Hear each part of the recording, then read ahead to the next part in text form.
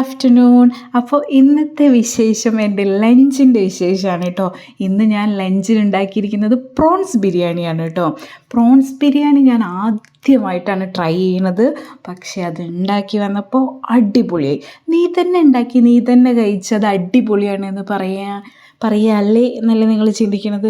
ഞാൻ തന്നെ ഉണ്ടാക്കി ഞാൻ തന്നെ കഴിച്ചല്ലേ അഭിപ്രായം പറയേണ്ടത്. വേറൊരാളെയും കൊണ്ട് അഭിപ്രായം പറയുന്നതിനേക്കാൾ നല്ലത് നമ്മൾ സെൽഫായി ഉണ്ടാക്കുന്ന സാധനം എങ്ങനെയുണ്ട് എന്ന് നമുക്ക് പറയാമല്ലോ. നല്ലതല്ലെങ്കിൽ നല്ലതല്ല തന്നെ പറയും. പക്ഷേ എനിക്ക് പ്രോൺസ് ബിരിയാണി അടിപൊളിയായി ഇഷ്ടമായി. ഞാൻ ആദ്യമായിട്ടാണ് ഉണ്ടാക്കണത്, എത്ര വട്ടമാണ് പറയുന്നതെന്നല്ലേ. പക്ഷെ അടിപൊളിയായിട്ടുണ്ട്.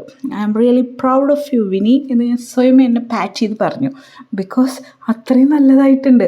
ആ കൈമ റൈസ് അങ്ങനെ ആ ദമ്മങ്ങട് തുറന്നപ്പോൾ അങ്ങനെ ഒരു മണങ്ങട് വന്നു. ആ കൈമ റൈസിൻ്റെയും ആ പ്രോൺസും എല്ലാം കൂടി മിക്സായൊരു മണം. ഓ എൻ്റെ സാറേ, അടിപൊളിയാണ് പറഞ്ഞാൽ അടിപൊളിയാണ്. എല്ലാവരും ഒന്ന് ട്രൈ ചെയ്ത് നോക്ക് കേട്ടോ. പ്രോൺസ് എപ്പോഴെങ്കിലും വാങ്ങുമ്പോൾ ഞാൻ എപ്പോഴും വാങ്ങലൊക്കെ ഉണ്ടായിരുന്നു. പക്ഷേ എനിക്കൊരു പേടിയായിരുന്നു ബിരിയാണി ഉണ്ടാക്കാം. പക്ഷേ ഇത് അടിപൊളി സക്സസ് ആയി.